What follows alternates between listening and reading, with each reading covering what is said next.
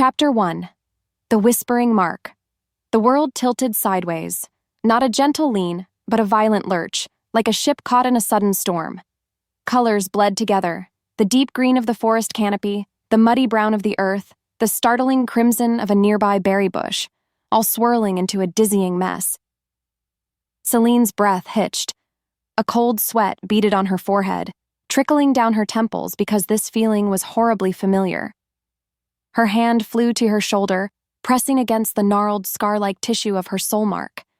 It wasn't burning this time. No, this was worse. An icy numbness spread from it, seeping into her bones. Her fingers trembled. Not here. Please, not now. Look at her! A voice sneered, sharp and cruel. Kaelin. Of course it was Kaelin, her stepbrother. The little cracked vessel is about to spill.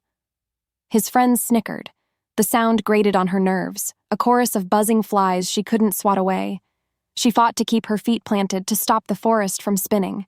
To her left, Alara, once a childhood friend, averted her gaze, her expression a mixture of pity and disgust. That look hurt more than Kaelin's taunts. Pity was just another cage. Selene wanted to scream. She wanted to lash out, to show them the strength that still flickered inside her, a stubborn little flame refusing to be snuffed out. Instead, she just dug her fingernails into her palms, the small pain a welcome anchor in the swirling chaos. She would not give them the satisfaction of seeing her fall. Not today. Leave her alone, Kaelin. Another voice cut in, this one softer. Liam. He always tried to play the peacemaker, but his kindness felt hollow. It was the sort of gentleness one shows to a dying animal. Why?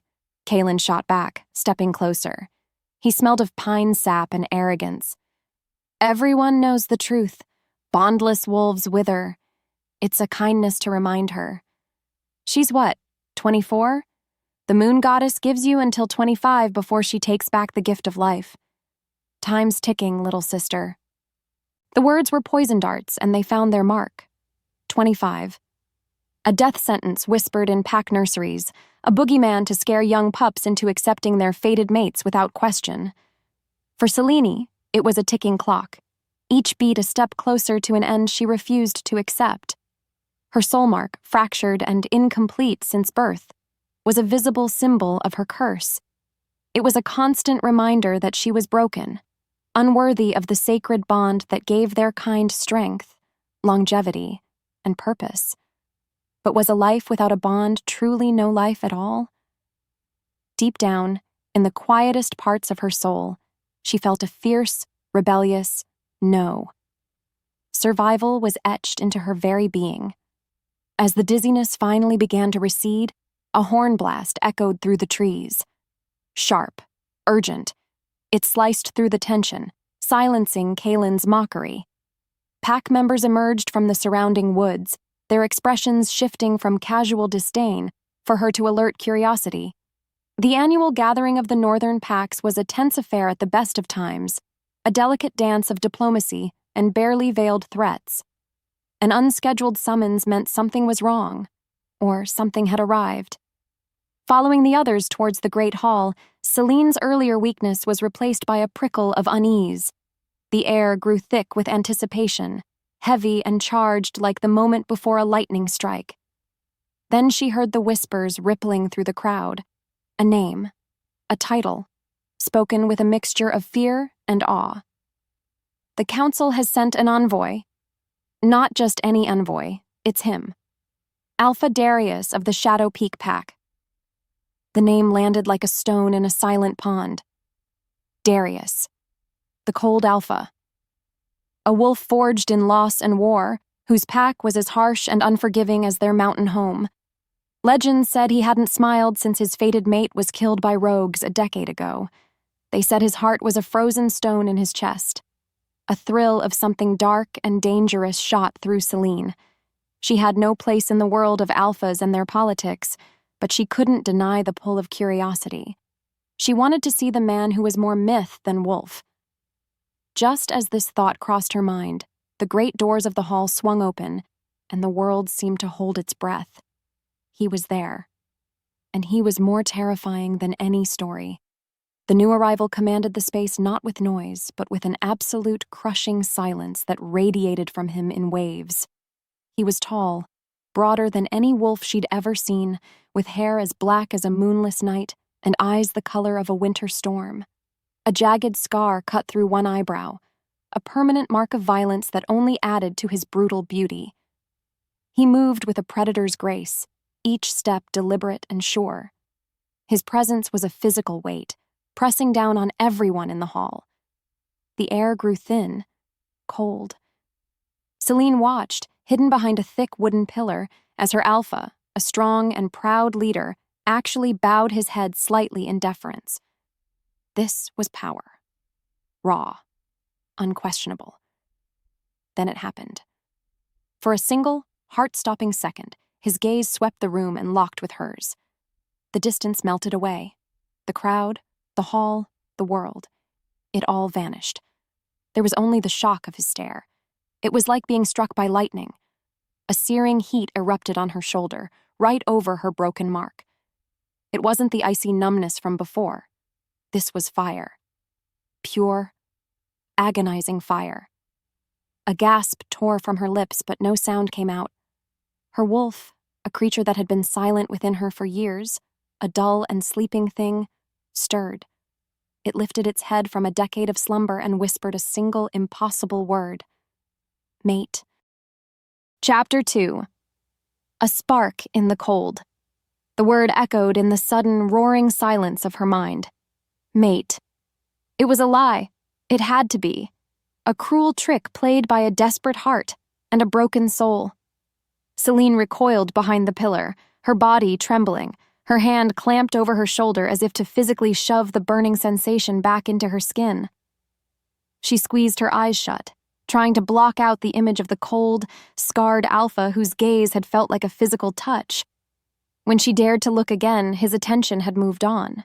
He was speaking with her Alpha, his voice a low rumble that she couldn't quite make out, but his face was an unreadable mask of stone. Had he felt it too? That impossible jolt? Or was she truly going mad, her impending doom finally cracking her mind? She tried to disappear, to melt into the shadows and flee the great hall. Her goal was simple. Get away. Far away from him. But the feast was beginning, and to leave now would be an insult, a blatant show of disrespect that would draw exactly the kind of attention she was trying to avoid. So she stayed, finding a seat at the furthest, darkest table, surrounded by the pack's omegas and lowest-ranking members. Here, in the dregs of the pack hierarchy, she was invisible, or so she hoped. She kept her head down, focusing on the rough texture of the wooden trencher in front of her, the smell of roasted boar and spiced wine filling the air. She could feel his presence, though. It was like a change in the atmospheric pressure, a constant, low-grade hum at the edge of her senses. He was a storm contained in the body of a man. The hours crawled by, speeches were made, toasts were offered. All the while, Selene felt like a rabbit hiding from a hawk circling overhead. She risked a glance towards the high table. Darius sat like a king in exile, stoic and severe. He barely touched his food, his stormy eyes scanning the room with a detached intensity. He was searching for something, or someone. The thought sent a fresh wave of panic through her. What if he was looking for her? What if he knew? The very idea was ridiculous. She was a nobody, a broken thing. The moon goddess would never be so cruel as to mate an alpha of his stature with someone like her. It was a cosmic joke. Just as she was starting to believe she might make it through the night unnoticed, her fragile peace was shattered. Kalen appeared at her side, a smug sneer twisting his handsome features. He was holding 2 overflowing goblets of wine. "Having fun in the shadows, little sister?" he purred, his voice dripping with false concern. "You look pale. You should drink something. It'll put some color in your cheeks." "I'm fine, Kalen," she said, her voice tight. "Please, just go away." "Go away?" He feigned a wounded look. "I'm just trying to be a good brother. Here." And then he stumbled. It was a deliberate, clumsy act. He lurched forward, and the dark red wine sloshed from the goblets, drenching the front of her simple tunic. A collective gasp went through the nearby tables. Humiliation burned hot in her cheeks. She shot to her feet, the wet fabric clinging uncomfortably to her skin. "You did that on purpose," she hissed, her voice trembling with fury. "An accident, I swear," Kalen declared, his eyes wide with mock innocence. But the triumph in them was unmistakable. He had wanted to make a scene, to put her on display in all her pathetic glory. And he had succeeded. Fleeing was her only option. She turned to run, to escape the pointing fingers and whispered insults. But she was disoriented, blinded by tears of rage. She didn't see the figure that had risen from the high table. She didn't see the wall of muscle she was about to collide with until it was too late. She crashed into a chest as hard as solid oak. Strong hands shot out, gripping her arms to steady her. The touch was electric. It sent a jolt through her entire body, 1,000 times more potent than the earlier spark. Her head snapped up. She was looking directly into the stormy, silver-gray eyes of Alpha Darius. Time stopped. The noise of the hall faded into a distant buzz. All she could feel was the searing heat of his hands on her skin, the raw power radiating from him. His scent filled her senses, a wild, intoxicating mix of pine, winter air, and something else. Something uniquely, primally him.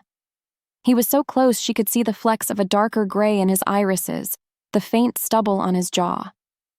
His expression was no longer unreadable. It was one of thunderstruck shock. A low growl rumbled in his chest, a sound so deep it vibrated through her bones. It wasn't a growl of anger. It was something else entirely. Possessive, primal. It was the sound of a wolf recognizing its own. The shock in his eyes mirrored her own. And in that moment, Selene knew. She wasn't mad. This wasn't a joke. The impossible was real, and her entire world was about to be torn apart. Chapter 3. The cold rejection. Darius released her as if burned. The sudden absence of his touch left her skin feeling cold and strangely empty. He took a step back, his face once again an impenetrable mask, but she had seen it. For a fleeting second, she had seen the raw shock, the wild recognition in his eyes. He had felt it too. The entire hall was now silent, all eyes fixed on the two of them. The tension was a thick, suffocating blanket. Kalen's cruel prank had backfired spectacularly, thrusting her into the spotlight she had so desperately tried to avoid. She was standing before the most powerful alpha in the Northern Territories, drenched in wine, her broken soul mark feeling like it was screaming its inadequacy for all to hear. "My apologies, Alpha," Kalen stammered, rushing forward and bowing low. The fear in his voice was genuine now. He had humiliated his stepsister, but in doing so, he had shoved her directly into the path of a wolf who could snap his spine without a second thought. "She is clumsy, a broken thing of no consequence." Darius's gaze flickered to Kalen, and the temperature in the room dropped another 10 degrees. The look he gave her stepbrother was utterly glacial, filled with a silent, lethal promise. Kalen visibly shrank. Without a word, Darius turned his attention back to Selene. His eyes raked over her, from her wine-stained tunic to her trembling hands. It wasn't a look of desire. It was an assessment. Cold. Clinical. As if he were examining a flawed piece of weaponry. The brief moment of connection, of shared shock, was gone, locked away behind walls of ice. The rejection, when it came, was as quiet and devastating as a blade sliding between her ribs. "See that she is cleaned up," he said, his voice a low, commanding rumble directed at her alpha. He didn't even look at Selene as he spoke about her. He dismissed her as if she were a piece of spilled trash.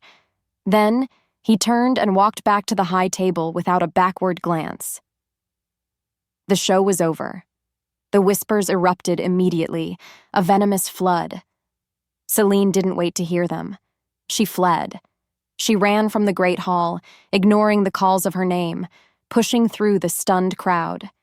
She didn't stop until she was deep in the moon-drenched forest, the sounds of the feast a distant memory. She collapsed at the base of an ancient oak, her body racked with sobs. It wasn't the public humiliation that broke her. It was the confirmation of the one thing she had always feared. She was unworthy. The goddess had played the cruelest trick of all. She had given her a mate, an alpha of unimaginable power, only to make her so fundamentally broken that he would look at her with nothing but contempt. The fiery hope that had sparked to life when their eyes met was now a pile of cold, bitter ash. Her wolf, which had awoken with such a powerful cry, now whimpered in the back of her mind, a wounded, desolate sound. A twig snapped behind her. Selene shot to her feet, her heart pounding. She wasn't alone. A figure emerged from the shadows and her blood ran cold. It was him. Darius. He had followed her. The moonlight cast long, dancing shadows across his scarred face, making him look more dangerous, more predatory than ever. "You shouldn't be out here alone," he said. His voice was different now. Stripped of its public authority, it was rougher, deeper. "What do you want?" she asked, her own voice barely a whisper. She backed away, her hand instinctively going to her fractured mark. "I want to know what you are," he stated, his stormy eyes narrowed. It wasn't a question. It was a demand. He took a step closer, and she could feel the raw power rolling off him. This was not the cold, controlled alpha from the hall. This was the predator she had sensed beneath the surface.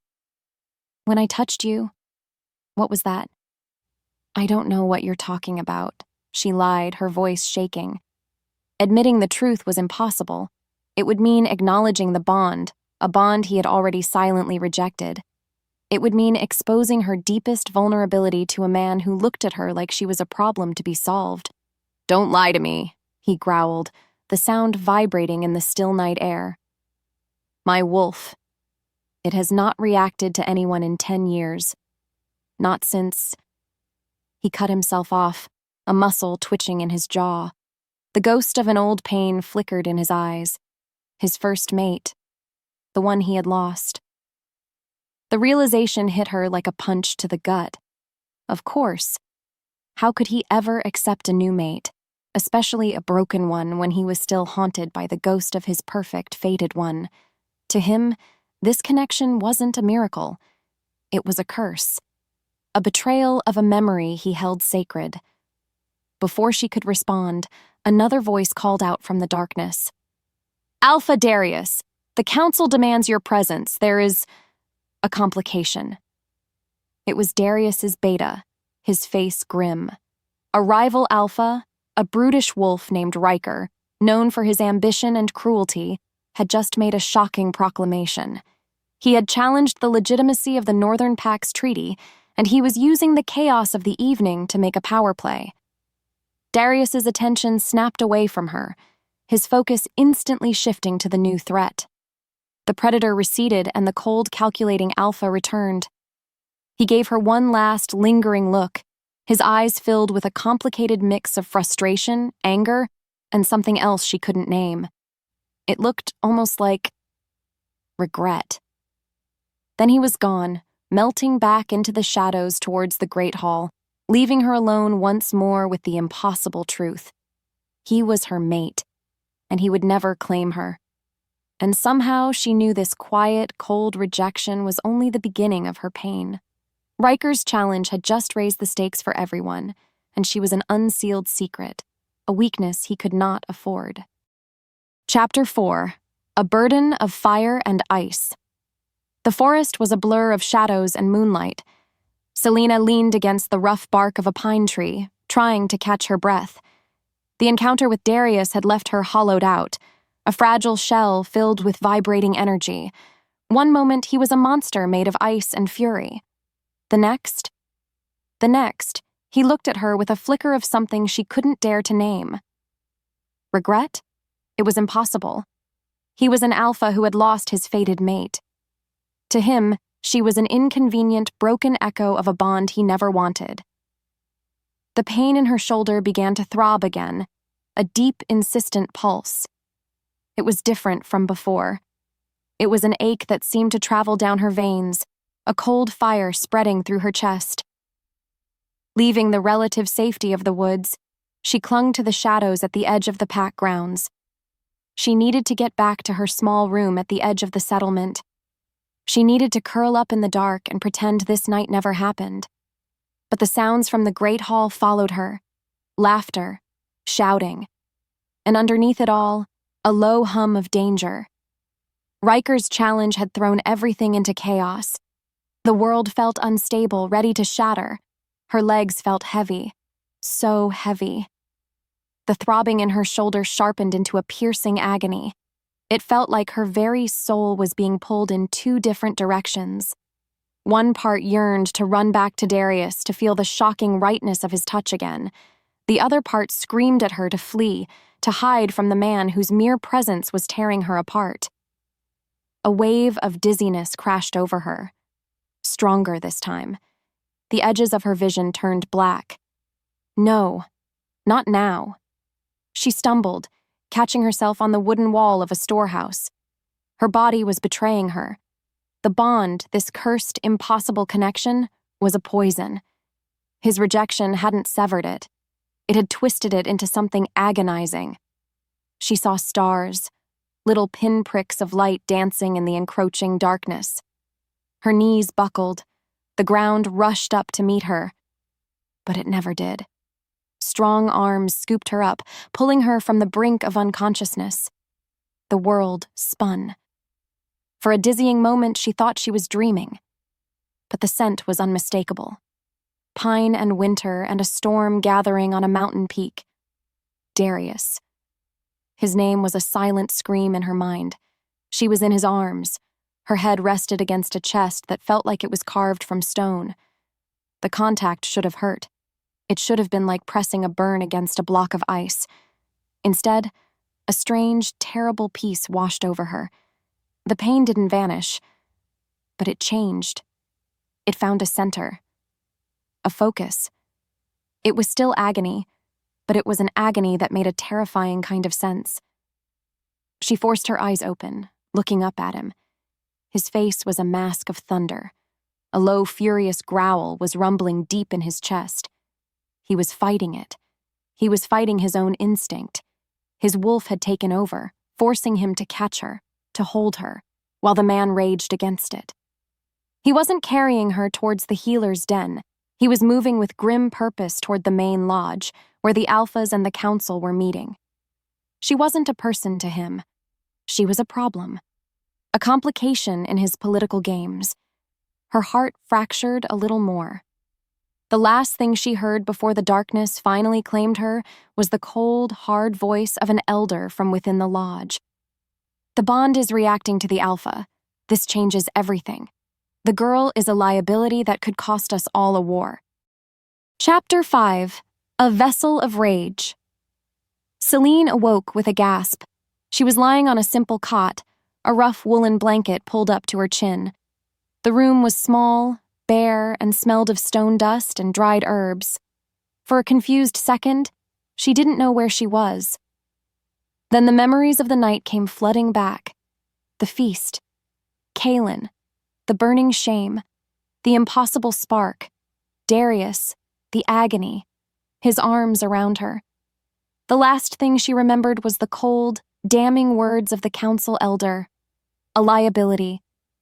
The pain in her shoulder had dulled to a persistent, heavy ache, a constant reminder of the chaos he had brought into her life. Beyond the thick wooden door, she could hear voices. Low, tense. She recognized the booming tone of her own Alpha, Marcus, and the sharp, cutting authority of the council elder. And then, his voice. Darius. A deep, controlled rumble that sent a shiver down her spine. Curiosity warred with fear. She had to know what they were saying. About her. She slid off the cot, her bare feet silent on the cold stone floor. She pressed her ear against the rough wood of the door, straining to hear. A cracked vessel, the elder was saying, his voice laced with disdain. Her soul mark is incomplete. She cannot possibly hold the bond of a true alpha, let alone one of your strength, Darius. The connection will burn her out. Or worse, it will make you weak. Riker doesn't care if she is weak, Alpha Marcus argued, his voice tight with frustration. He sees a potential mate to a powerful alpha, unclaimed. He will use her as a pretext to challenge everything. He will paint you as a coward for not accepting the goddess's gift or as a tyrant for claiming a broken female. He is right. Darius's voice cut in, and the coldness of it made Selene flinch. She is a vulnerability I did not ask for. She is a pawn, and Riker is already moving his pieces across the board. A pawn, a cracked vessel, a vulnerability. Each word was a fresh wound. They weren't talking about a person. They were talking about an object, a problem to be managed, a thing to be discarded. She had spent her entire life feeling like she was less than everyone else, but hearing it laid so bare, so coldly discussed by the most powerful wolves in her world, it broke something inside her. The hurt, the shame, the deep, aching sorrow. It all began to curdle. It twisted and hardened into something new, something hot and sharp. Rage, a pure, clean fury that burned away her tears. They thought she was weak, a liability, a pawn. Fine. They had no idea what she was capable of. She wouldn't just survive. She would show them all. She would live a life so full, so strong, that it would be a slap in the face to their every pathetic prophecy. She would prove she didn't need a mate, a bond, or an alpha to be whole. Her new resolve was a fire in her veins. She wasn't a prisoner. She looked around the small room. A single, narrow window near the ceiling offered a glimpse of the dark woods outside. It was her only way out. Without a sound, she dragged the cot beneath the opening, climbed on top of it, and pushed the window open. Cold night air rushed in, smelling of freedom. She pulled herself through the narrow opening, scraping her arms on the rough stone, and dropped silently to the soft earth outside. She didn't look back. She ran.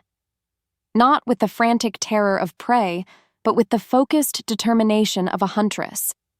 She was running towards her own life. She plunged into the trees, the familiar forest a welcome comfort. But she had only gone a few hundred yards when a large shape detached itself from the shadows ahead, blocking her path. Her heart leaped into her throat. It was Darius. He stood there like a mountain, his arms crossed over his massive chest, his silver eyes glowing faintly in the dark. The air crackled with a sudden, dangerous energy. "Going somewhere?" he asked, his voice a low, perilous whisper that slid down her spine and made her tremble with something that was equal parts fear and a strange, forbidden thrill. Chapter 6. The Alpha's Cruel Mercy. "Get out of my way!" Selene snapped, her voice coming out stronger than she expected. The fear was still there, a cold knot in her stomach, but her new anger was a shield. She would not let him see her tremble. He didn't move. He just watched her, his head tilted slightly, like a wolf studying a strange new creature it couldn't quite figure out. "You can't run from this," he said, his voice deceptively calm. "Watch me," she shot back, stepping to the side to go around him. He moved with impossible speed, blocking her again. "I am not your pawn. I am not your vulnerability. I will not be used in your games with Riker or the Council." A flicker of surprise crossed his features. "You heard." It wasn't a question. "I heard everything," she confirmed, her voice dripping with bitterness. "A cracked vessel. A broken thing. Don't worry, Alpha. I understand my place. Or rather, my lack of one. Now let me pass." He took a step toward her. Her breath caught. The space between them felt charged, a live wire of unspoken things. He was so close now she could feel the heat radiating from his body, see the subtle tightening of the muscle in his jaw. His scent was overwhelming, pulling at something deep inside her, something primal that her anger couldn't completely suppress. "This isn't about your place," he said, his voice dropping lower, rougher. "This is about your survival." He explained it then, his words blunt and cold, but laced with a strange urgency. Riker had made a formal claim of challenge before the assembled packs. He was framing Selene as a gift from the goddess, a prize meant to test the strength of the Alphas. The Council, weak and afraid of open war, had agreed to the terms. They had given Darius an ultimatum. "I have until dawn," he finished, his stormy eyes locked on hers. "I either stand before the packs and perform the rite of formal rejection, severing any claim my soul or my wolf has on you, or they will consider me at war with Riker, with the Council, with every pack that sides with them, and they will come for you." The world tilted again. A rejection. A public, formal ceremony to declare to everyone that she was nothing to him. It was a kindness, he was saying. A cruel, brutal mercy. A public rejection would render her worthless as a political prize. It would make her untouchable in their power games. It would save her life by utterly destroying her soul.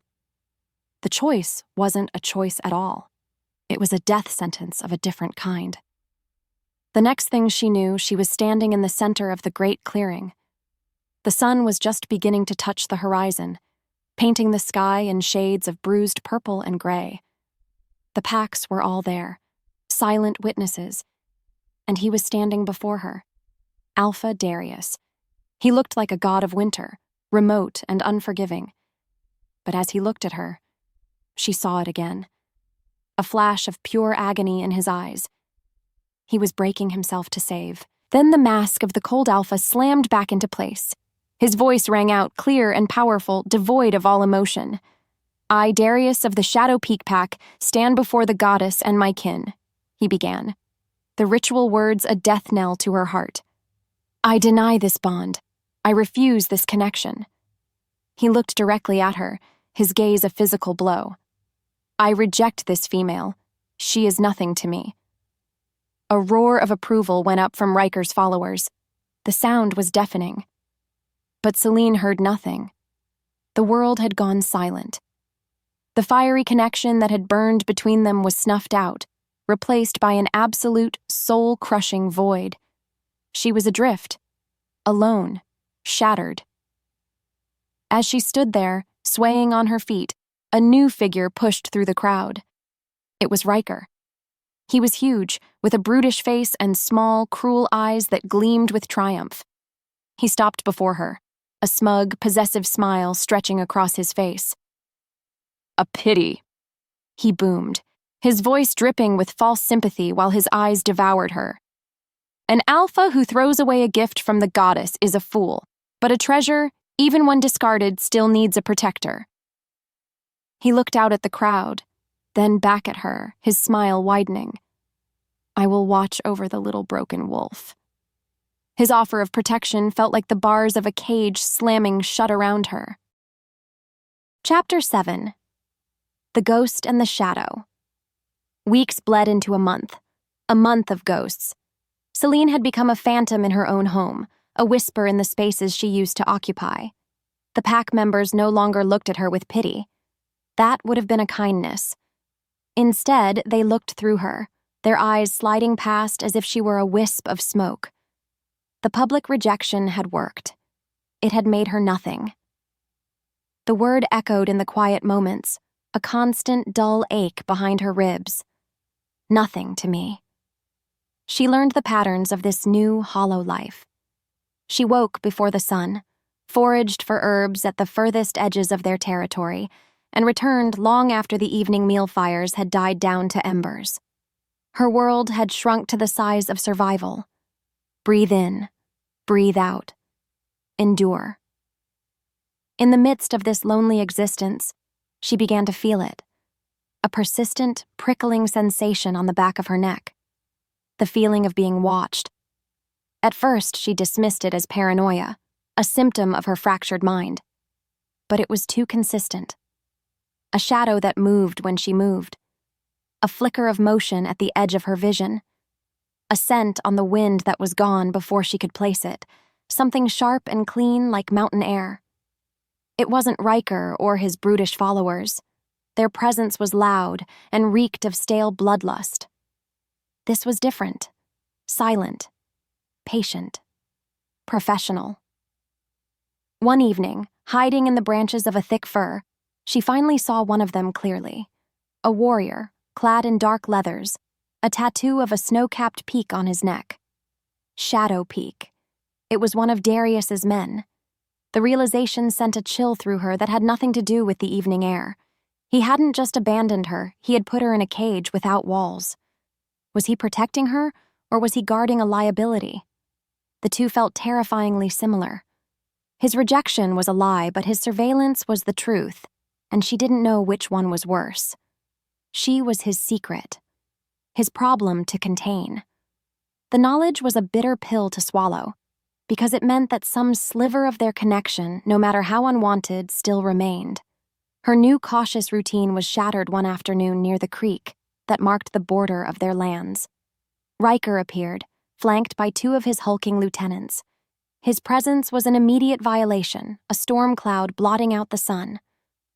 "Little ghost," he purred, his cruel eyes roaming over her with a connoisseur's gaze.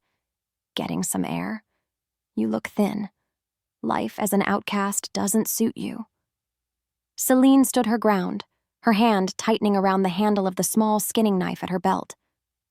"This is not your territory, Riker." He laughed, a harsh, grating sound. "Borders are for those who fear to cross them. I simply came to check on my investment."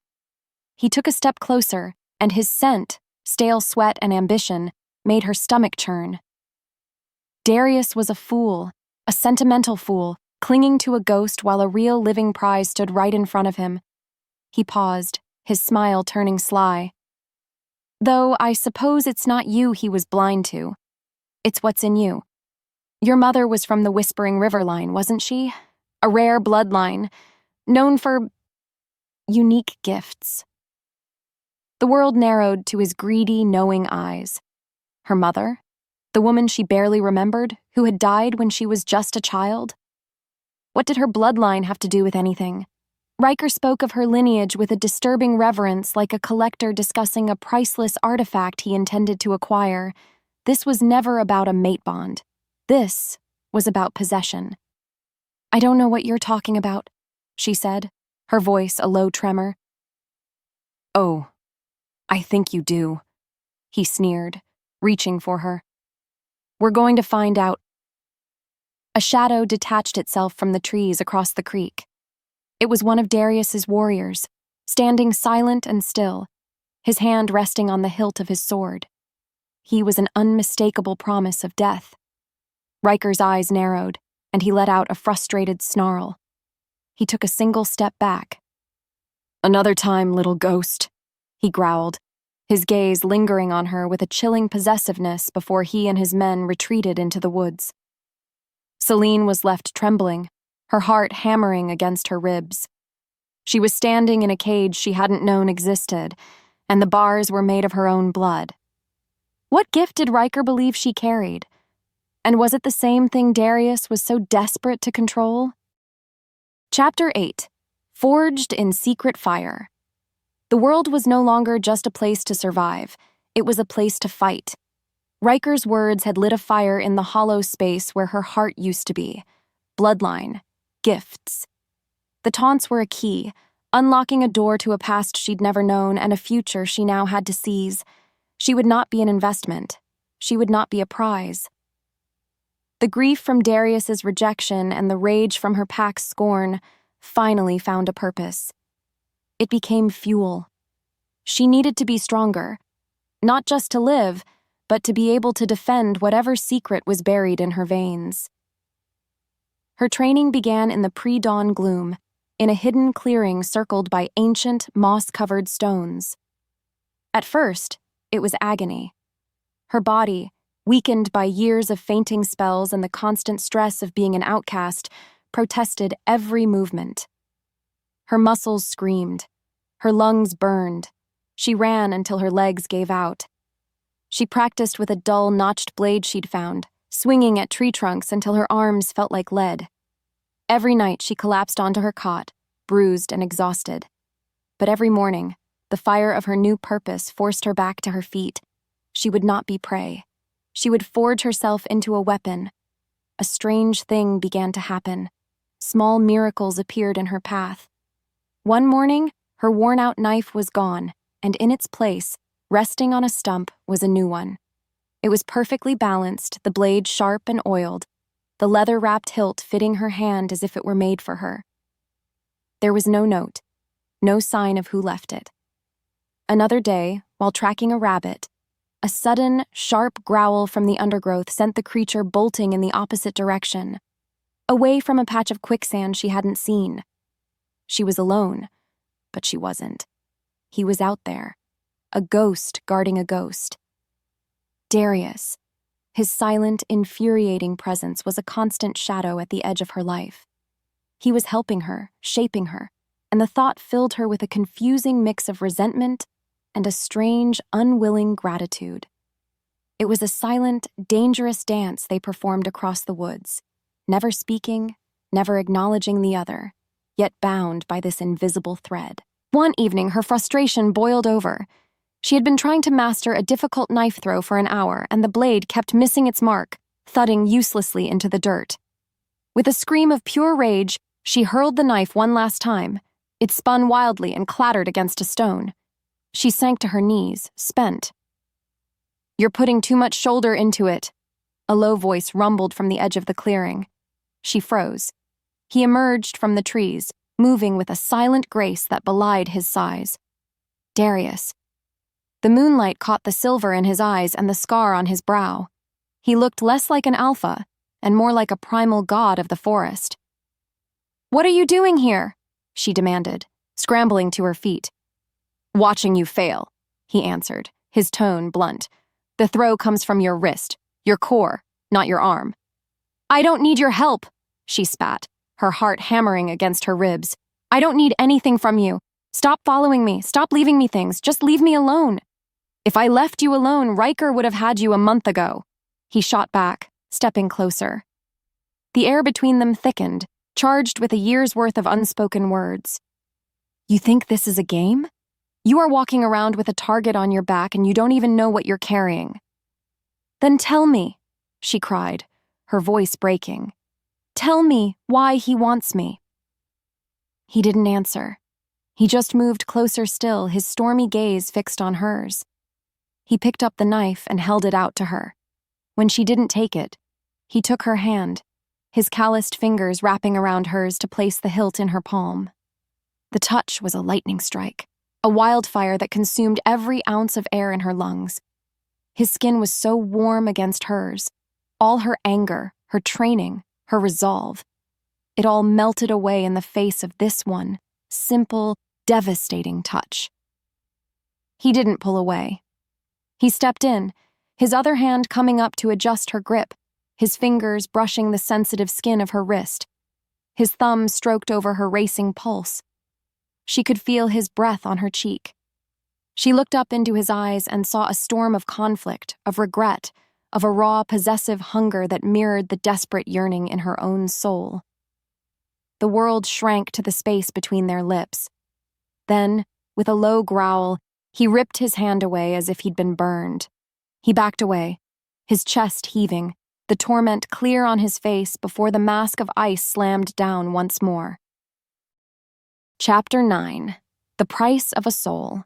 The silence that followed their encounter in the woods was louder than any argument. For days, Selene didn't see him.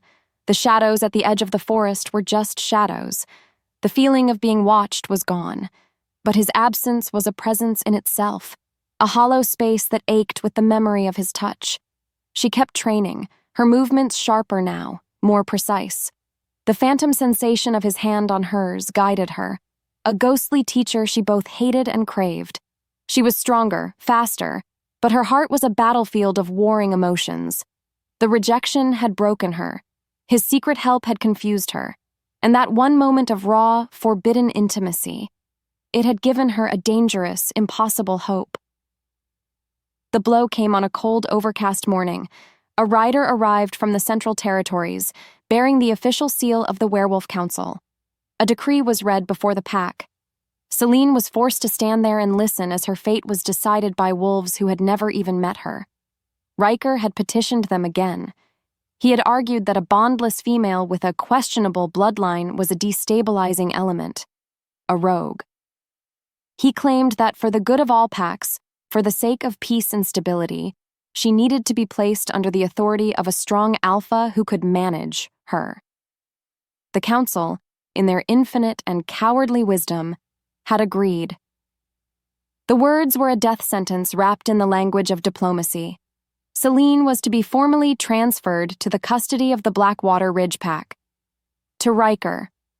The transfer would take place at the next full moon, less than a week away. It wasn't a protection, it was a sale. She was being traded like property to appease a tyrant and prevent a war.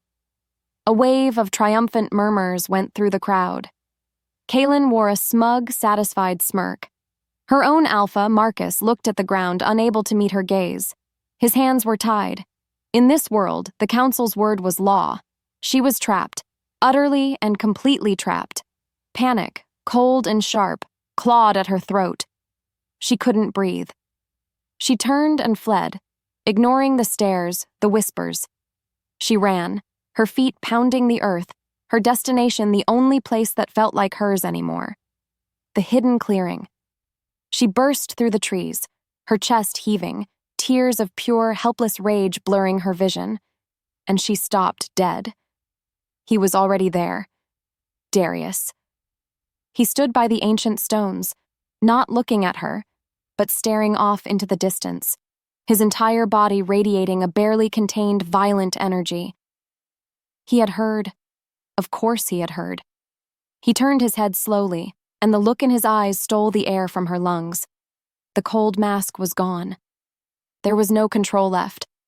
All she saw was a savage, primal fury, a storm that had finally broken its chains.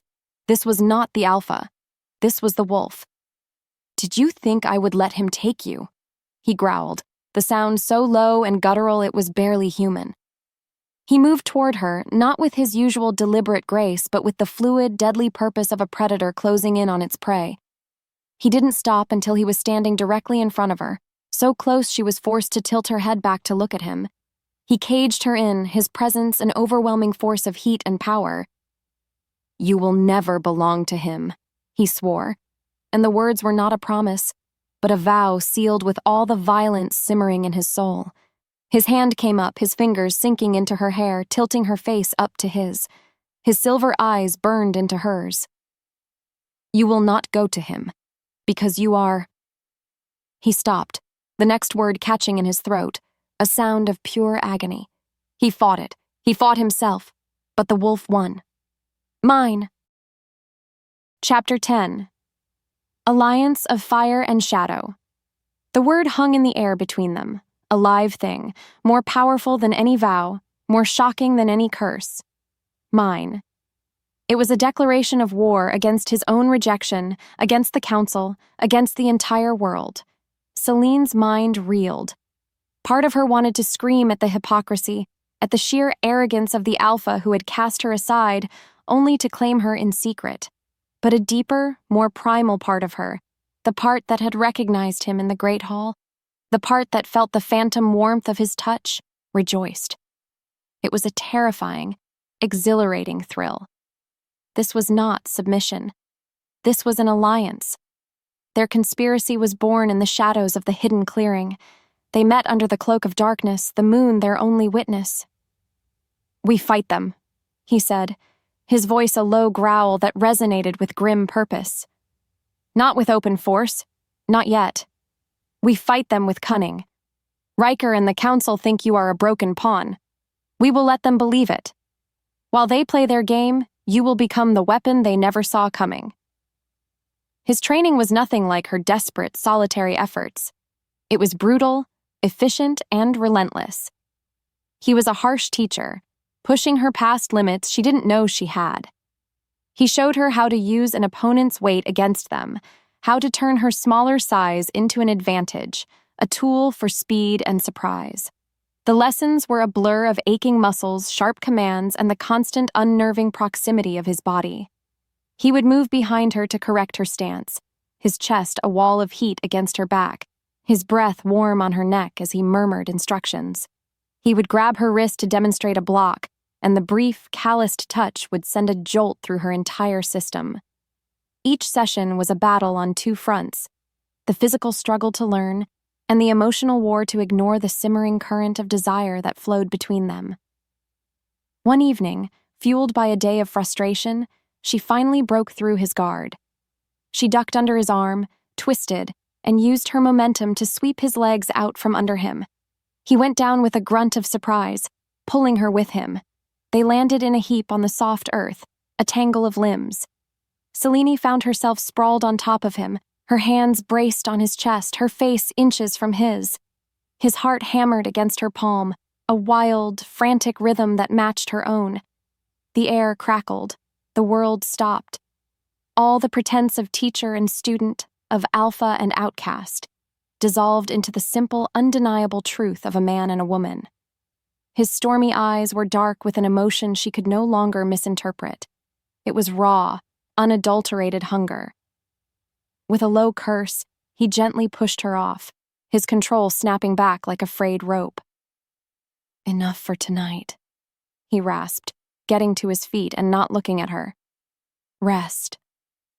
He turned and vanished back into the trees, leaving her breathless and trembling on the forest floor. As she watched him go, a flicker of movement at the edge of the clearing caught her eye. It was Lucian, Darius's beta, his second in command. His expression was unreadable as he watched his alpha retreat, a strange, calculating look in his eyes that sent a prickle of unease down Selene's spine. He gave her a curt nod and disappeared. Later that night, unable to sleep, Selene slipped out of her room for a walk. From a high ridge overlooking the territory border, she saw it. Two figures meeting in secret in a moonless patch of shadow. One was Lucian. The other was a hulking brute she recognized instantly as one of Riker's most trusted thugs. Their exchange was brief. A small pouch passed from one hand to the other. Then they were gone. A cold dread washed over her. The threat wasn't just from the outside. There was a serpent in their own camp. Chapter 11. The Legacy of the Seal. The full moon loomed in the sky, a ticking clock counting down the last hours of Selene's freedom. The pack was on edge, the air thick with the promise of violence. On the eve of the transfer, Darius came for her. He said nothing, simply gesturing for her to follow him. He led her away from the packlands, up into the harsh, unforgiving peaks of the mountains that bordered his own territory. The journey was steep and treacherous, but he moved with an unnerving certainty.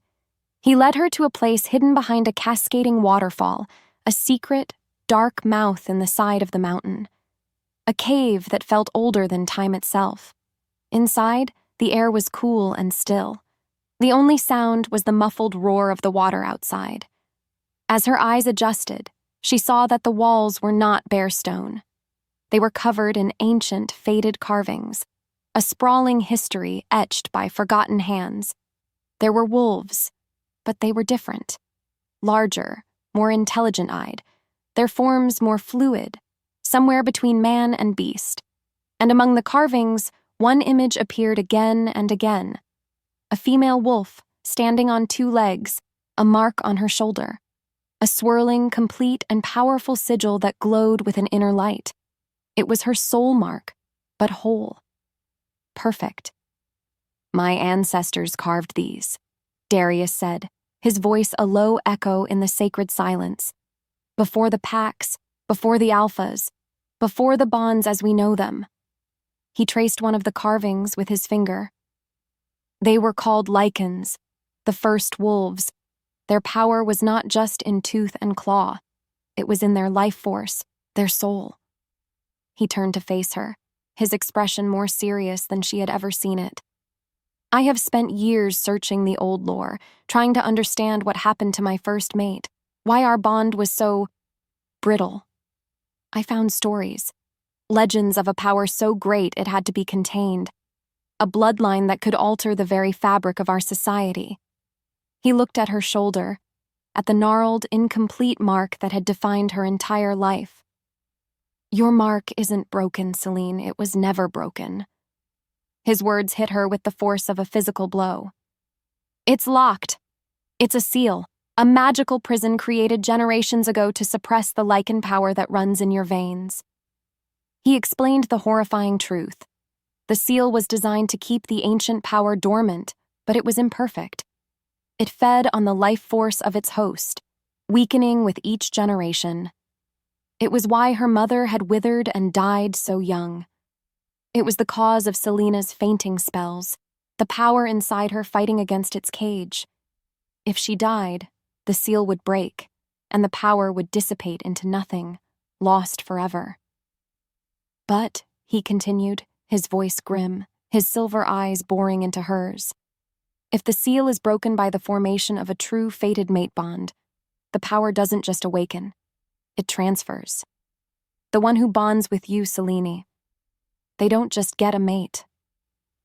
He took a step closer, the terrible weight of his discovery settling over them. They gain the power of the first wolves, the ability to rewrite destiny, to create bonds where there are none, to sever them at will, to become a god among wolves. The cave seemed to shrink around her. Her curse, her shame, her weakness. It was all a lie. A lie told to hide a truth so monumental it could shatter their world. She wasn't a broken vessel. She was a weapon of untold power. And Riker didn't just want a new mate.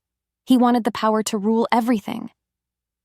As this cataclysmic new reality settled over her, a horn blast, sharp and urgent, echoed from the valley below. It was the summons. A moment later, one of Darius's warriors appeared at the mouth of the cave, breathless. Alpha, a challenge has been issued. Riker has invoked the old law of trial by combat. He fights you for the female at dawn. Chapter 12, The Wolf and His Anchor. Panic was a living thing, a frantic bird beating its wings against the cage of her ribs. They descended the mountain in a blur, the world rushing past in greens and grays. The time for secrets and strategies was over. Riker had thrown down the gauntlet, turning a political chess match into a primal battle for blood and dominance. The pack was in an uproar when they arrived, wolves gathering with weapons, their faces grim. The air smelled of fear and imminent violence. Darius was immediately swarmed by his betas, Lucian among them, their voices a low, urgent murmur of strategy and preparation.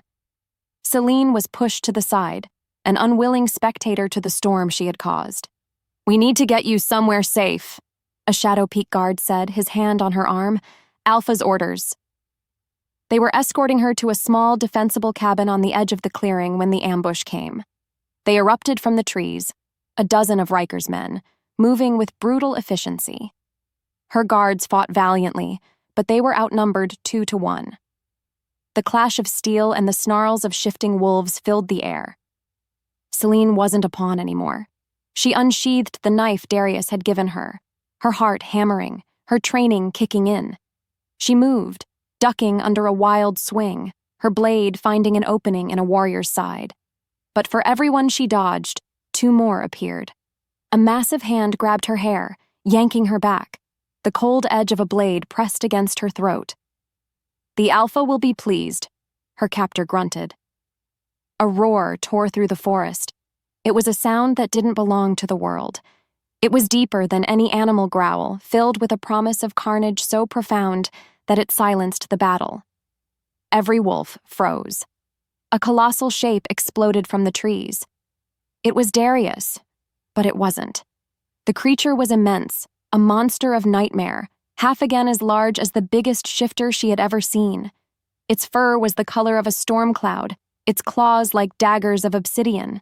This wasn't a controlled shift. This was a raw, untamed transformation, and its eyes, they burned with a feral blood-red light. He didn't fight them. He annihilated them. It was a whirlwind of shadow and death, a blur of claws and teeth. Men screamed, bones snapped. The massacre was over in seconds. When the last of Riker's men fell, the monstrous wolf stood panting in the center of the carnage, its fur matted with blood, the red light of its eyes blazing with untamed fury. It was a creature lost to its own primal rage. And then, it turned its terrible, glowing gaze on her. Her guards scrambled back in terror. But Selene stood frozen, not by fear, but by a sudden, shocking wave of understanding. Beneath the monstrous form, under the bloodlust, she could feel him. a soul in turmoil, a wolf drowning in its own power. He was in agony. She took a hesitant step forward. "Darius," she whispered, her voice trembling but clear. The great beast stilled, its head cocked. It took a step toward her, a low, warning growl rumbling in its chest. She didn't flinch. She held out a shaking hand. "It's me," she said softly. "Come back." She reached out and laid her palm flat against the side of its massive, blood-soaked snout. The creature flinched violently, a pained whimper escaping its throat. But it didn't pull away. It leaned into her touch, its entire massive form trembling like a leaf in a storm. She felt the rage inside him quiet, soothed by her touch as if she were the only anchor in his storm-tossed soul. The terrifying red light in his eyes softened, flickering, and then faded back to the familiar, beautiful silver gray. He was still a monster of shadow and fur, but he was her Darius. Overwhelmed by terror, by relief, by the profound, undeniable truth of their connection, she surged forward. He met her halfway, his form shifting, shrinking, but still more beast than man. His arms, covered in dark fur, wrapped around her, pulling her into a desperate embrace. He lowered his head and his lips crashed down on hers. It wasn't a gentle kiss. It was a raw, bruising claiming, a desperate, savage act of possession and surrender. It was the taste of pine and blood and fate. When they finally broke apart, gasping for air, they were both trembling, knowing they had just crossed a line from which they could never, ever go back. Chapter 13. Vow of the Unchained. The taste of his kiss was a brand on her soul. In the blood-soaked, silent clearing, the world remade itself around them. The line they had crossed was not just one of passion, it was a point of no return. There could be no more hiding, no more whispered denials. The rejection he had performed was a lie, and the truth was this wild, violent, and possessive thing that stood before her, his silver eyes finally stripped of their icy shields. He was still trembling, the aftermath of his monstrous transformation leaving him raw and exposed. The beast was gone, but the wolf remained, and it looked at her as if she were the only anchor in the world. He led her away from the carnage, his hand a firm, possessive grip on her arm. This time there was no pretense of her being a prisoner. He took her deep into his own territory, to a fortified cave system high in the mountains. It was not a den, but a war room, maps and weapons lining the stone walls. His elite guards stood watch, their faces grim and wary. They looked at her not as an outcast, but as the lit fuse of a bomb.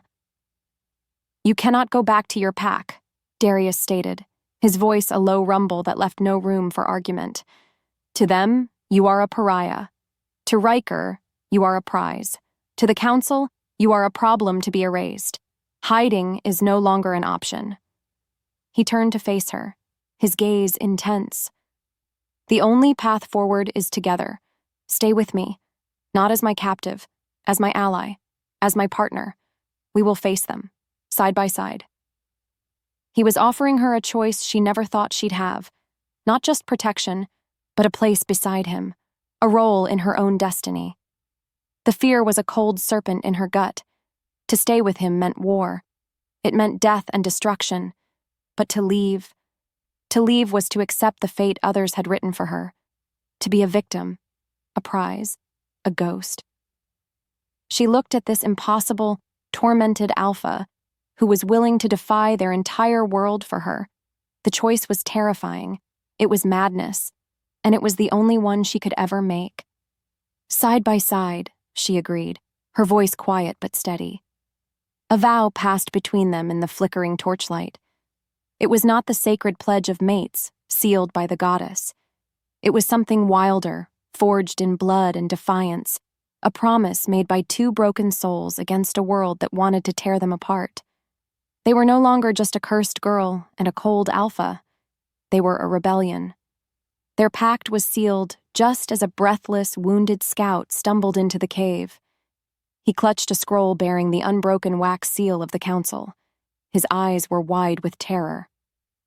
"Alpha," he gasped, "a final decree, Darius took the scroll and broke the seal. His face, already a mask of grim resolve, hardened into something terrifyingly cold as he read. Selene watched as the muscle in his jaw clenched, his knuckles turning white. When he was done, he looked at her, his silver eyes like chips of ice. "They are no longer asking," he said, his voice dangerously soft. "They have declared your very existence a crime against the peace. They have branded you a rogue element to be purged." He let the scroll fall from his fingers, its words a death sentence. "They have given me one final command. Surrender you for execution, or the Shadow Peak Pack will be declared renegade. Every pack in the territories will be ordered to hunt us, to exterminate us, down to the last wolf." Chapter 14. A Dance of Blades and Trust. Darius's response to the council's ultimatum was a single defiant act. He took the execution order, lit it from a torch, and let the ashes drift away on the mountain wind. He sent no message back. His silence was his answer. His pack was now an army, his territory a fortress. War was no longer a threat. It was a certainty. Selene was not hidden away. She was thrust into the heart of the stronghold's training yards. The air was thick with the scent of steel and sweat, the sounds of warriors preparing for a battle she had brought to their doorstep. Many of his pack looked at her with open hostility, their eyes accusing her of being the curse that would destroy them all. But Darius's word was law, and he had decreed that she would train with his best. The first attack came without warning. A border patrol went silent. Darius chose a small war party, and to the shock of his warriors, he included Selene. "She is not a doll to be protected," he'd snarled at a questioning Beta. "She is a weapon. She will learn to fight." They found the patrol slaughtered, the bodies bearing the marks of Riker's brutes, and then the forest exploded around them. The ambush was perfectly laid, a whirlwind of claws and blades erupting from the trees. It was chaos. But in the heart of that chaos, Selene found a strange, terrifying clarity. She moved, her knife a blur, the training from the clearing now a desperate reality. And then she saw him, Darius. He was not just a warrior. He was a force of nature, a whirlwind of destruction cutting a path through their enemies. They found each other in the madness of the fight, not with words but with pure instinct. She saw an attacker coming at him from his blind side and threw her knife, burying it in the wolf's shoulder.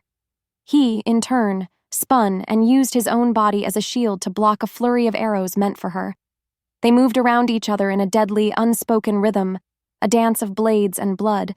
They were two halves of a single, lethal entity. The fight was short and brutal. They drove the attackers back into the woods, leaving their dead behind.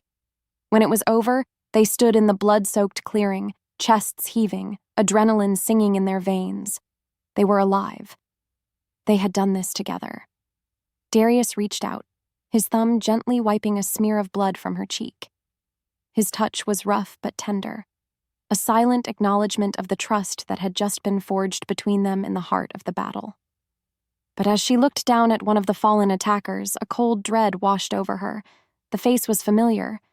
He wasn't one of Riker's. He was from her old pack, a sycophant who was always in her stepbrother Kalen's shadow. The betrayal was a venomous snake, coiled not just in Riker's camp but in her own home. Then she saw it. An arrow, lodged deep in the trunk of a tree, right where she had been standing moments before. She pulled it free. The arrowhead was made of dragon glass, the fletching a distinct pattern of gray and black. It was the signature arrow of the Shadow Peak Elite Guard, an arrow identical to the ones in Lucian's quiver. She looked at Darius, the terrible proof in her hand. They were not just fighting an army in front of them, they were being hunted by traitors within their own walls. Chapter 15. The Blood Price. They returned to the mountain stronghold under a sky the color of a fresh bruise. The victory felt hollow, tainted by the chilling discovery of betrayal. Selene gave the arrow to Darius without a word.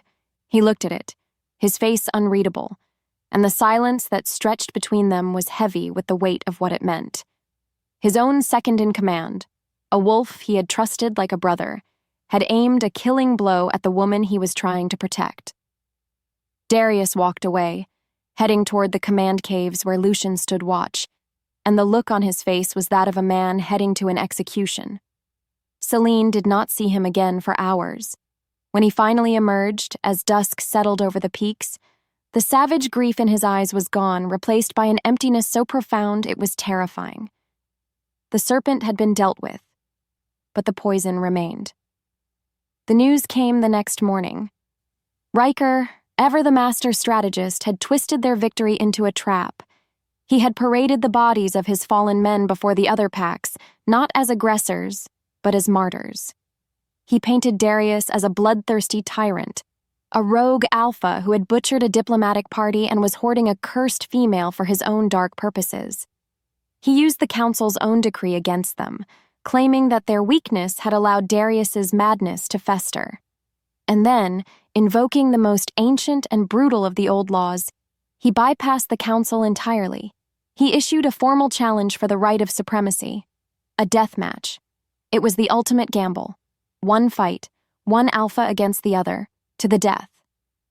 The winner would not just win the battle, they would win the war. The loser's title, their territory, their entire pack, all would be forfeited and absorbed by the victor. And at the center of it all, the prize to be claimed. Selene. The challenge could not be refused. To do so would be to admit guilt and cowardice in the eyes of all wolves. Darius's pack, even those loyal to him, would be honor-bound to abandon him. He had to accept. He had to walk into a fight against a notoriously powerful and dishonorable foe, knowing his own command had been compromised, his own spirit wounded by betrayal. The weight of it all was visible on his shoulders. He was carrying the fate of his people, his life and her future, and the odds were impossibly stacked against him. He was a king preparing to defend his collapsing kingdom. That night, the stronghold was a hive of grim activity. Warriors sharpened blades, their faces set and grim. Darius was with them, his voice a low, steady presence, preparing his pack for a battle their alpha might not survive. Selene watched from the shadows, her heart a cold, heavy stone in her chest. She saw the looks on the faces of his wolves. They would follow him into death, but they knew what this was. A sacrifice. He was sacrificing everything for her, and she could not let that happen. Her decision was a moment of terrible, quiet clarity. Riker didn't want Darius dead. Not really. He wanted the power in her blood. He wanted her alive. While Darius was locked in his war council, Selene slipped back into his private quarters. On his cot, she left the perfectly balanced knife he had given her so long ago in the clearing. It was the only goodbye she could offer. Then, with nothing but the simple tunic on her back, she stole out of the fortress and melted into the moonless night. She was not running away. She was heading straight for the enemy, straight for Riker's war camp. If a sacrifice was required to end this war, it would be hers. Now, Chapter 16. The Price of Sacrifice. The forest was a dark, breathing thing around her. Every snapping twig, every hoot of a distant owl, was a nerve-ending firing in the night. Selene's resolve was a cold, hard stone in her gut. This was her choice, her ending to right. She walked into the firelight of Riker's war camp, her hands raised in surrender. The hulking, scarred Alpha emerged from his tent, a slow, triumphant smile spreading across his face as he saw her. He had won without lifting a claw. Well, well, he purred, circling her like a vulture. The little ghost comes calling.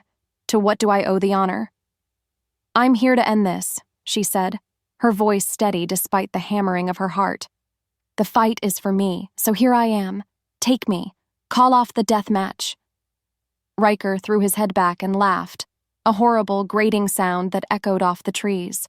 The look he gave her was one of pure, condescending pity. Oh, you sweet, naive thing, he sneered, his smile turning venomous. Did you really think this was only about you? It was never just about you. It's about him. It's about breaking him, taking his land, his power, and erasing his smug name from the histories. He leaned in, his breath hot and foul. I'm going to take you, yes. And then, at dawn, I am still going to kill him and take everything he has ever cared about. Your sacrifice means nothing. Her blood ran cold. It was for nothing. Her one desperate move, her final act of agency, was a fool's errand. The despair was so absolute it threatened to swallow her whole. And then a roar of pure, untamed fury ripped through the night. Darius. He exploded from the darkness, a storm of shadow and vengeance. He had followed her. He launched himself at the camp, a blur of motion, his blades singing in the firelight. But it was a trap. Riker had been waiting. As Darius engaged the hulking Alpha, a dozen more warriors erupted from the surrounding trees. They were Kalen's men, their faces twisted with snarls, their arrows aimed not at Riker, but at Darius.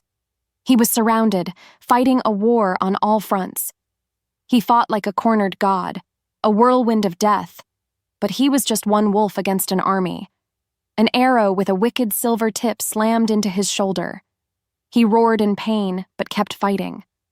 Another warrior sliced deep into his leg, and he stumbled. He was slowing. He was being overwhelmed. He went down on one knee, his great broadsword planted in the dirt, his chest heaving as he glared at his enemies with pure, unadulterated hate. Riker stood over him, his own blade raised, a triumphant, bloody grin on his face. The reign of the cold Alpha is over, he bellowed. Selene screamed, a raw, soundless tear in her soul. Riker's men grabbed her, their rough hands bruising her arms, and began dragging her away into the darkness. As they pulled her into the trees, she heard Riker issue a chilling order to one of his lieutenants over the sounds of the ongoing fight. Forget the stronghold. Get her to the sunken stones. The council's envoys are waiting. They want the bloodline purged before the next moonrise. No more seals, no more legends. Just an end. The words struck her with the force of a physical blow. A purge. An end. This was never about control or power. It was about extermination. And she had just led the only man who ever fought for her into his own grave. Chapter 17. The Deepest Cut. Numbness was a mercy. Selene allowed it to cocoon her as she was dragged through the tangled, thorny undergrowth. The image of Darius on his knees, surrounded by enemies, was burned into the back of her eyes. Was he dead? Had Riker's blade fallen?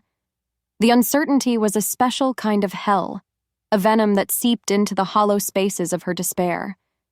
She didn't struggle. What was the point? Her sacrifice had been a failure.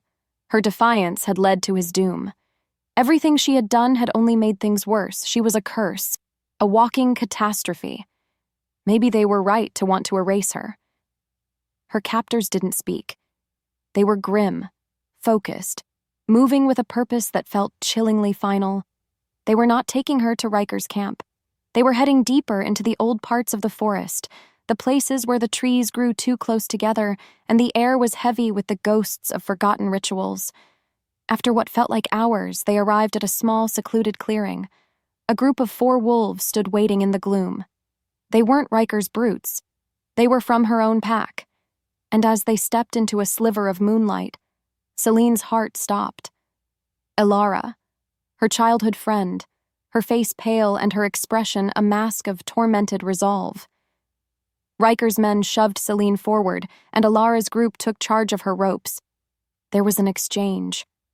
A heavy pouch of silver passed from Alara's hand to the hand of Riker's lieutenant. This was a transaction, a delivery. Alara, Selene whispered, her voice cracking. What is this? What are you doing? Alara wouldn't meet her eyes. She stared at a spot on the ground, her hands clenched into white-knuckled fists at her sides. I'm sorry, Selene, she choked out, the words barely audible. I truly am, but you are a curse. Don't you see it? Your mark, this war, you bring ruin wherever you go. Darius is broken, our pack is fractured. Riker will destroy us all to get to you."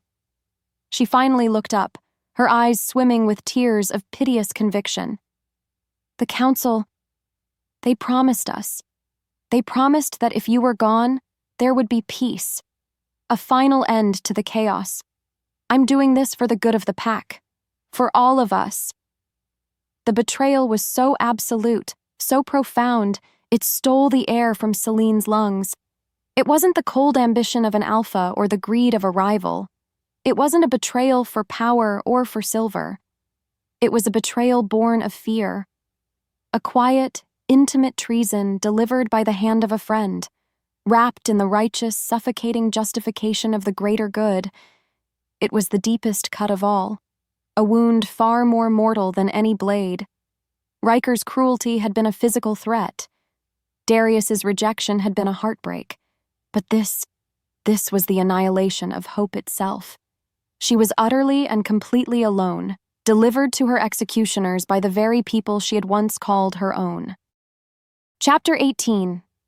The Awakening in the Dark. The sunken stones were a place of endings, a circle of ancient moss-covered monoliths that stood like gray skeletal fingers pointing at a starless, unforgiving sky. The air was cold, heavy, and dead. This was a place where judgments were passed, where rogue wolves were put down, where souls were severed from the world. Selene was dragged to the central altar stone, a flat, smooth slab of granite that was unnaturally cold to the touch. The Council's envoys, robed and hooded figures whose faces remained hidden in shadow, bound her wrists and ankles to the stone with thick leather straps. This was it. The end of the line. There was no more fear. No more anger. There was only a profound, hollow silence inside her.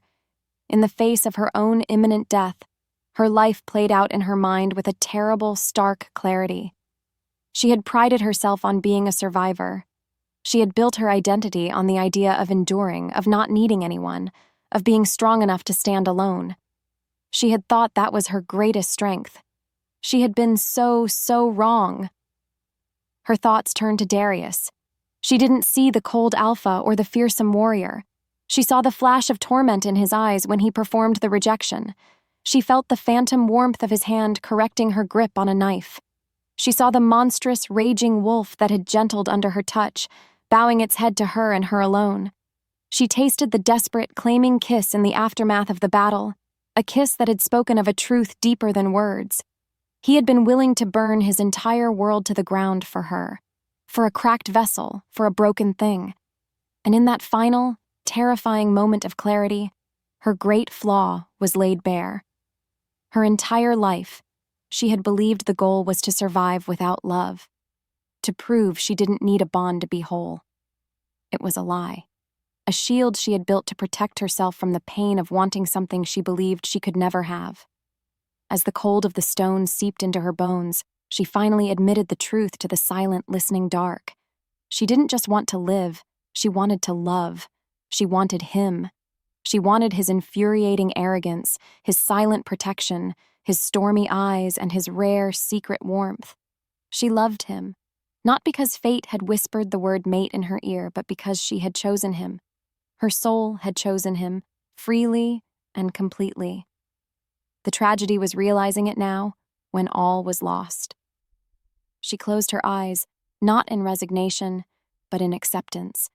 She let the love for him, a feeling she had fought for so long, fill her completely. It was not a feeling of loss, but a brilliant, beautiful warmth that spread from her heart through her entire being. And as she embraced it, something inside her shattered. The dull ache in her shoulder ignited into a blinding, searing inferno. It was not the icy pain of the seal fighting her. It was the explosive, unchaining heat of it breaking. A brilliant golden light erupted from her soul mark, so powerful it blazed through her tunic, casting the ancient stones in a warm, divine glow. The leather straps binding her wrists began to smolder. The council envoys cried out in alarm, stumbling back from the impossible light. The ancient lock, meant to be broken by a physical bond, was being annihilated by the pure, unconditional power of her chosen love. The power in her blood was awakening, and it was doing so on its own terms. Chapter 19. Echo of a Howl, Dawn of a Queen. The light was life itself. It poured from Selene, a torrent of pure, golden energy that turned the damp, gray stones of her prison into a sacred temple. The leather bonds that held her had simply vanished, turned to ash by a power she did not command but had somehow unleashed. She pushed herself up, her limbs trembling not with weakness, but with a thrumming, vibrating power that sang in her blood.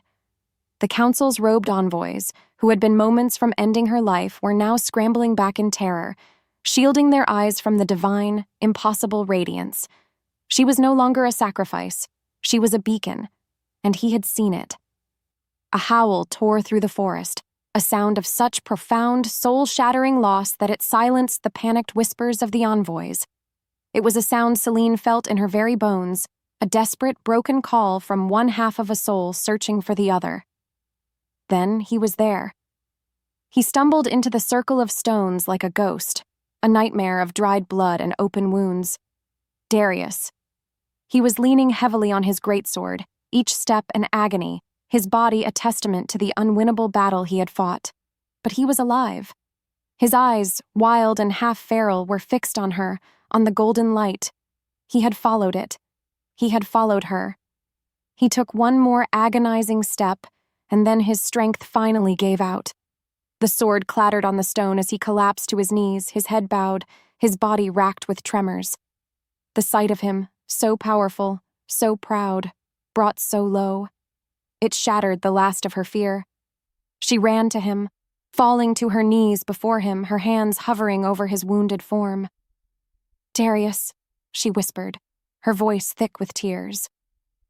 He looked up, and the raw, unshielded emotion in his eyes was devastating.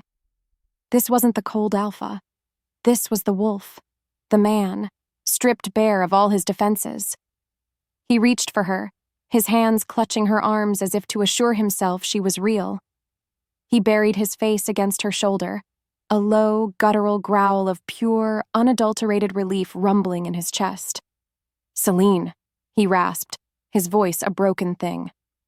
In the circle of their enemies, with the threat of death still hanging in the air, they were the only two people in the world. He pulled back, his thumbs stroking her cheeks, his gaze tracing the lines of her face. "The light?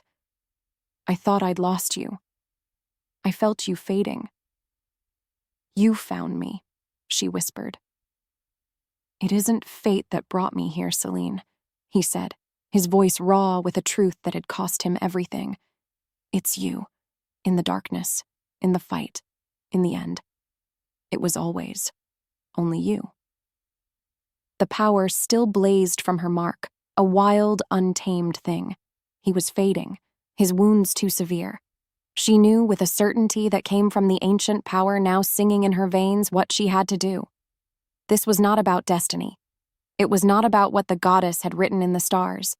It was about choice. Her choice. She looked into his stormy silver eyes, the eyes of the man she loved. "Then let's finish it," she said, her voice filled with a calm, unshakable authority she had never known before. "Not as the prophecies command, but as we choose." Chapter 20. The Shattering of the Seal. The council's envoys were regrouping, their fear hardening into furious indignation. "Witchcraft!" one of them shrieked, pointing a trembling, accusatory finger. "This is an abomination!" Selene ignored them. Their laws, their rules, their fear. It was all meaningless noise now. There was only the man kneeling before her, the man whose life force was draining away into the cold stone. She looked at Darius, at the deep gash on his leg, the ugly, silver-tipped arrow still embedded in his shoulder, the exhaustion that clung to him like a shroud. She saw every battle he had fought, every wall he had built, every sacrifice he had made. And her choice was the simplest, most absolute truth she had ever known. She placed one hand over his heart, feeling its slow, struggling beat. She laid her other hand over her own shoulder, over the blazing, golden soul mark. She closed her eyes. She did not pray to the goddess. She did not think of the legends of the lichens or the power she now wielded. She thought of him. She focused on the memory of his hand on hers in the clearing, the raw hunger in his eyes when he'd kissed her, the desperate howl that had called her back from the edge of oblivion. She chose his stubborn pride. She chose his hidden pain. She chose his fierce, silent loyalty. Every broken, scarred piece of her soul reached out and chose every broken, scarred piece of his. "Mine," he had said. "Yours," she answered in the roaring silence of her heart. The world exploded in a silent cataclysm of golden light. It erupted from her, a wave of pure, untamed power that threw the council envoys from their feet and sent them scrambling into the forest. This was not a gentle joining of souls. It was the shattering of a prison. The last remnants of the ancient, magical seal that had suppressed her bloodline for generations disintegrated into a million motes of shimmering dust. The raw, primal power of the lichens, the very life force of their world, flooded her veins. It was a dizzying, overwhelming sensation. She felt the roots of the ancient trees deep in the earth. She felt the pulse of the sleeping animals in their burrows. She felt the life in everything around her. And she felt him. She felt the poison from the silver in his wounds. She felt the exhaustion in his bones. She felt the ragged tear in his soul where his first mate had been ripped away. And she poured her newfound power into him.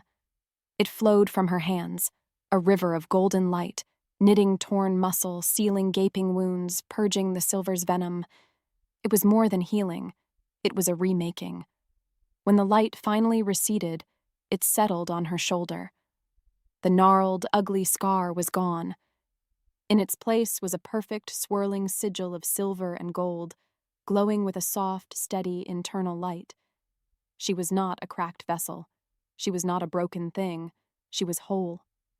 Darius slowly rose to his feet. The arrow was gone.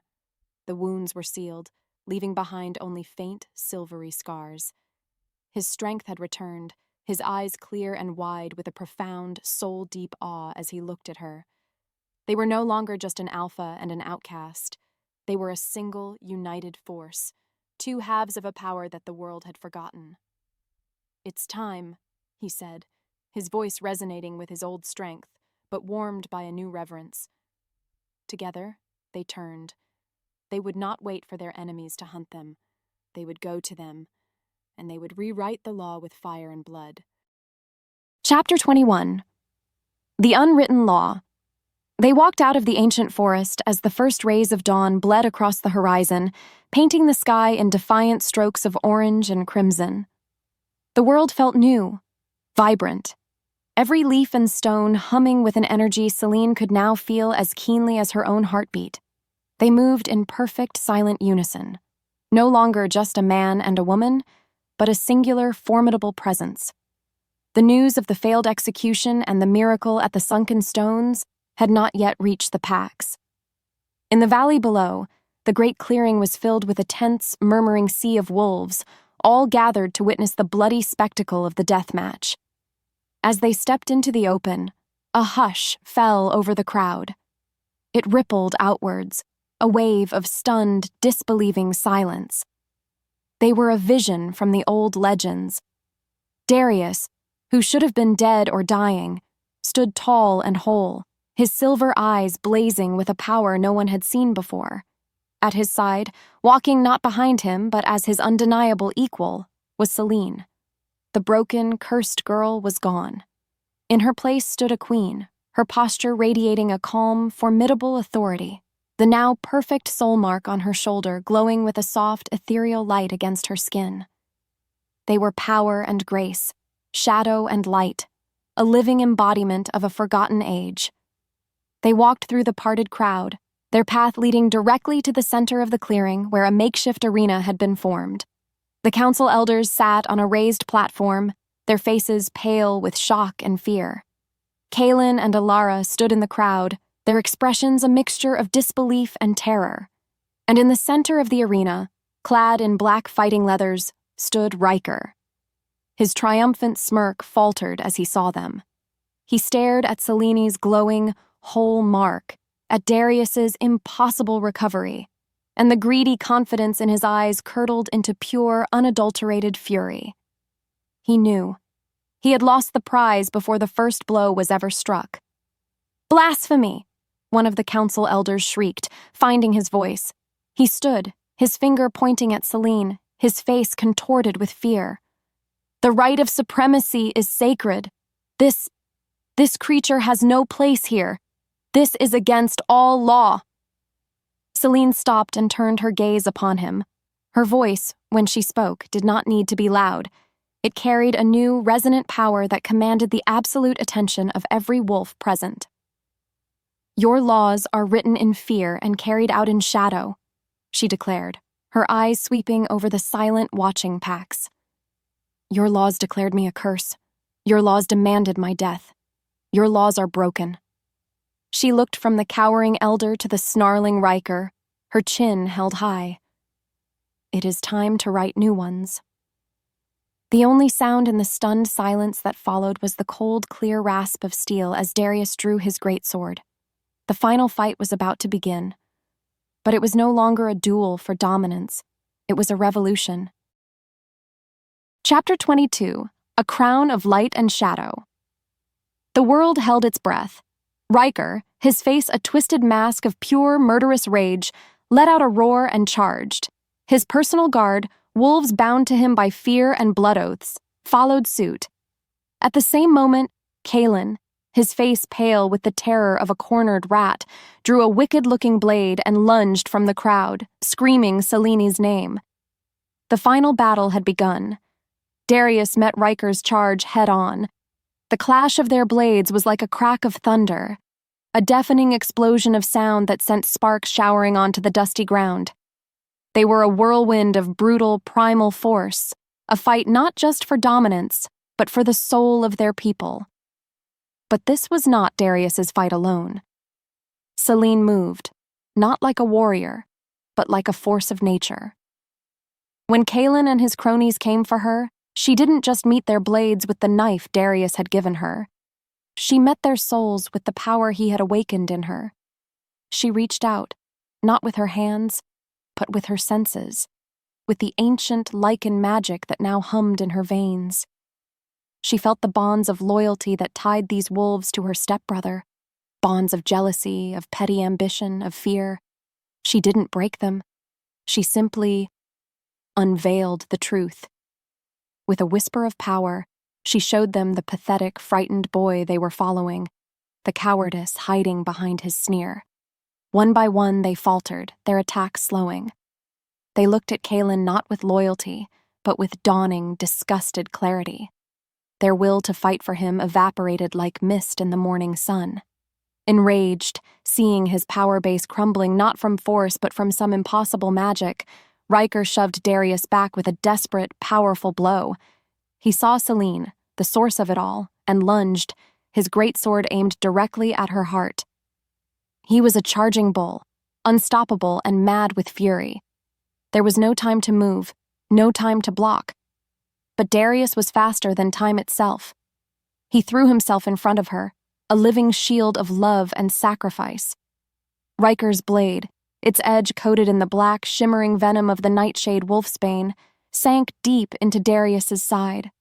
A choked gasp tore from Darius's lips. He staggered, his eyes wide with shock, his own sword slipping from his grasp. The poison was instant, a fire that raced through his veins. He fell to one knee, his life force draining away in a torrent.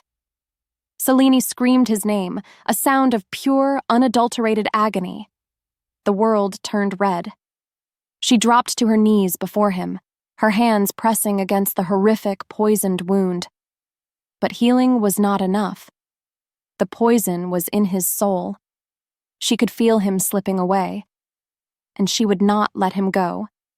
She poured everything she was into him, her power, her grief, her stubborn refusal to lose him. She poured her entire soul into his, forging the final, unbreakable link that their kiss had promised. "Mine," she whispered, the word a sacred vow, an act of supreme and utter claiming. A cataclysm of pure, blinding light erupted from their joined bodies. It was the color of silver and gold, of moon and sun, a wave of such immense divine power that it threw every wolf in the clearing, Riker included, from their feet. When the light finally faded, Darius stood tall, the wound gone, the poison purged. On his shoulder, a perfect, glowing soul mark, identical to hers, blazed in the dawn light. Their souls were visibly bound, an undeniable shimmering aura connecting them as one. Riker stared, his jaw slack, defeated not by a blade, but by a love so powerful it could command life itself. And all around the clearing, one by one, then in dozens, then in hundreds, the wolves of the united packs, witnessing a true miracle, fell to their knees.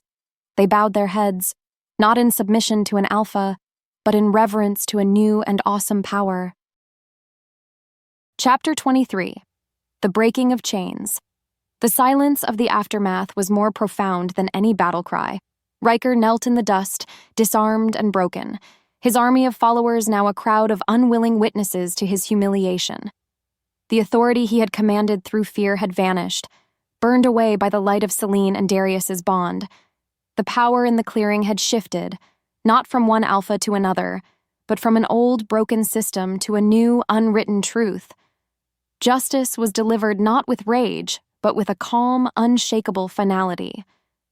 Darius, his voice resonating with the shared power of their new bond, stood before Riker. "You sought to rule through chains," he declared, his voice carrying to every corner of the clearing. "You delighted in the idea of a bondless, hopeless existence for others, so that will be your fate." He was not sentenced to death. He was sentenced to a life of utter solitude, exiled to the barren lands, his connection to the pack severed forever, the very fate he had so gleefully wished upon Selene. Kalen was dragged forward next, whimpering and pathetic, his own men refusing to look at him. He was likewise banished, a petty tyrant sent to wander the world with nothing but his own bitterness for company. Then, Ilara stepped forward, her body trembling, tears streaming down her face as she fell to her knees before Selene. She expected death. Instead, Selene knelt before her. "The hardest chains to break are the ones made of fear," Selene said softly, her voice filled not with anger, but with a deep, weary wisdom. "Your path back to trust will be a long one, but it will not be a lonely one." She offered not a pardon, but a chance at redemption, an act of mercy that solidified her status as a true Luna. The council elders, stripped of their authority by the sheer will of the assembled packs, could only watch in silence. Their power, built on secrets and manipulation, was now ash. The wolves of the different packs began to step forward, one alpha after another, and they bowed their heads, pledging their fealty not just to Darius, the victorious alpha, but to Selene. They called her the Luna Eterna, the eternal moon, and the Unchained Queen. Her mark, once a symbol of a curse, was now a beacon of hope. That night, for the first time since the world had shattered, they were truly alone. In the quiet of Darius's chambers, the weight of their victory settled around them. There were no more armies, no more traitors, no more councils. There was only the quiet hum of the bond that now connected their souls. He reached out and gently traced the glowing, perfect sigil on her shoulder, his touch sending a tremor of pure, unadulterated peace through her. "My anchor," he whispered, his voice thick with an emotion he no longer had to hide. She leaned into his touch, her hand coming up to trace the new, matching mark on his own shoulder. "My home," she answered. Their love, once a forbidden, secret rebellion, was now the unshakable foundation of a new world. Chapter 24. A World Reborn. 3 months later, the first thaws of spring came to Shadow Peak. The snows melted from the high mountain passes, and the valley below bloomed with the vibrant, stubborn green of new life. The world was not just healing, it was being reborn. The news of the events at the Great Clearing had spread like wildfire, carried on the wind to every corner of the territories. The story of the broken girl who became a queen, and the cold alpha who defied fate for her had become a legend whispered around packfires. Their victory had not created a new empire, but a new sanctuary. Wolves began to arrive. At first, it was a trickle, then a steady stream. They were the bondless, the outcasts, mismatched pairs who had been scorned, warriors who had fled the cruelty of tyrants like Riker. They came to Shadow Peak seeking refuge, drawn by the promise of a place where a wolf's worth was not determined by the mark on their skin, but by the strength of their heart.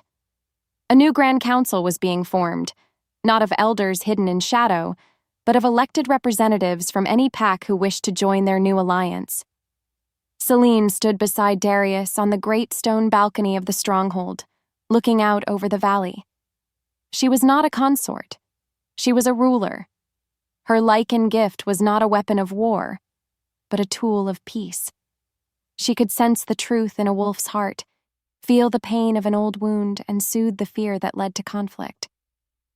She was a healer, a diplomat, and a queen, and she ruled with a wisdom that came from having known true despair. Darius stood beside her, no longer the cold alpha, but a leader whose strength was now tempered by a deep, abiding love. He was the shadow to her light, the mountain to her moon, and together they were whole. She felt a gentle, fluttering warmth deep within her, a new life, a new beginning. It was a life conceived not from a fated, predestined bond, but from a love that had been tested in fire and chosen in defiance of all law. It was the ultimate proof of their new world. She placed his hand on her stomach and looked up at him. He didn't need words. He felt it through their bond. His stormy eyes widened, and the joy that filled them was so pure, so profound, it stole her breath away. It was not the pride of an alpha securing his bloodline. It was the simple, beautiful miracle of a man who had been a widower king in a frozen castle, now being given the gift of a family. He pulled her into his arms, his embrace a promise of 1,000 sunrises to come. Her long, impossible journey was over. The girl who was told she would die without a bond now stood as the mother of a new age, her love the unwritten law of a new world. She had been a survivor, a warrior, a sacrifice, and now, at last, she was simply home. Love, she knew with absolute certainty, a love freely and fiercely chosen, would always be stronger than a fate written in stone.